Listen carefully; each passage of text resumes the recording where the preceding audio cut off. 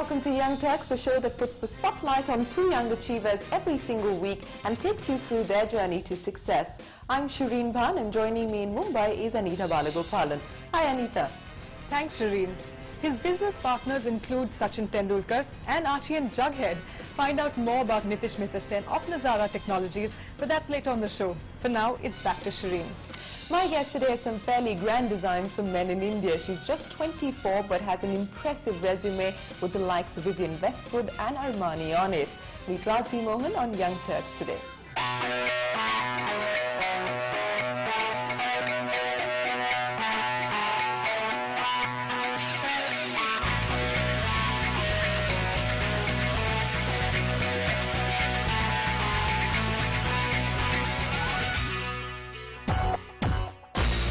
She's 24 and is happy to sketch a place for herself in a man's world. Her journey with design and fashion began 6 years ago and has taken her from the London College of Fashion to the Parsons School of Design in New York. Rajvi Mohan's resume boasts of stints with Armani, Pink Hill and Vivienne Westwood. But home is where the heart is, so she packed her bags and decided to set up shop in Delhi. She spent the last 8 months putting a team together, setting up tailoring units and opening her first retail outlet. So in a world where men design for women, Rajvi has decided the metrosexual man is a far more interesting proposition. I was in college actually after my first year in London, and I had to declare a major.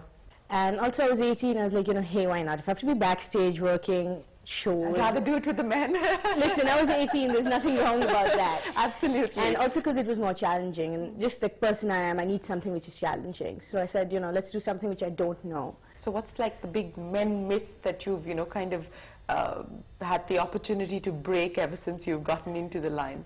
First myth which I broke was being backstage. Being backstage at a fashion show. I remember I was in Milan for a fashion show at Backstage, and I was expecting all these hunks coming, these gorgeous men coming in so they could change into these clothes and be on the catwalk, and they all rolled in sweaty, dirty, smelly, coming from basketball games, and I'm just looking at them, I'm like, and you get paid to come here so you can do your hair, makeup and wear clean clothes. This is great. But that was my first myth, to say that they're all gorgeous. They're not. They're just very average men with interesting features. So what was it like when you came down to India and, told your family that I'm going to be doing a menswear line? But what was the reaction that you met with? It was shock firstly, because they never expected me to come back. Menswear, they weren't surprised because I'd been specializing in it for so many years. I came back and I was like, I need to start doing this right now. So I kind of took 3 weeks off, and then I went head first into starting off the company, finding my team, designing a collection. Yeah, but what was it like for somebody who's kind of, has lived for 6 years in London and New York, and then you come down and try and, communicate with masters and cutters and tailors in India? Hilariously. I mean, it was hilarious. It still is. I mean, I say something, my master thinks it's something else. So we've come up with a whole third word for everything we need to talk about. So this is what it's called from my side, this is what it's called from his side, but no, we will refer to that as XYZ will be Z, It's really funny. What's the response been like? Because you've just launched now, you're in the heart of South Delhi, where the affluent men would hopefully, drop in and take a look at what's on offer. But what's the response been like so far? It's a good response, and it's coming in slowly so I can handle it in a good way. And it's also growing in a way where I can handle the growth. So that's exactly the way I wanted it to be. I'm at a great stage right now where I'm trying to handle everything, and it's being manageable, so it's good. But in terms of just design and so on and so forth, did you have to kind of change the way that you thought or the way that you designed to cater to Indian needs? Slightly. I mean, I wasn't sure how ready the menswear industry here is for something very extreme. So I'm surprised by how ready they are. Very surprised. I mean, there's certain pieces in my collection which I thought and I put them in purely for my own pleasure, literally, because I was like, this is just something I have to put in. And I'm quite surprised by the response to it. People just love those pieces, and I'm like, wow. So the metrosexual man has arrived in India as well, seems to be, certainly so. I mean, I think that the metrosexual man has been here for a while, surprisingly so, but he's here. What was it like? Because you've worked with the likes of Vivienne Westwood and Armani, and what did you kind of, how different is it working with them and working within the design industry in India? Westwood is a very creative experience. You learn so much from just being there, even if you weren't doing anything. You just learn so much, just soaking in the atmosphere. It's unbelievable. Armani was very different. It was in the US. It was a very corporate structure. It was very, you go in to do your job, you have certain elements you must, certain aspects you must accomplish. It was almost like, okay, this is what I have to do today and this is what I'll do. Whereas at Westwood, it was very much, this is what I want to do and let's see how long it takes me to accomplish it. Steering her way through the Indian design industry is something Rajvi is coming to terms with. She's managed to maneuver her way through the rough spots, like working with her cutters and tailors to develop a common design vocabulary. Straight, simple, with loads of style and attitude. That's a statement she makes on the road and off it as well. Unlike the new age entrepreneur, Rajvi believes that less is more and slow and steady is a smart, not a staid way of life. So how would you define your sense of style, or what is the signature Rajvi Mohan style? It's keep it simple. It's sophisticated with a twist. It's a little bit of quirky, a little bit of simple. I don't even want to look at other designers.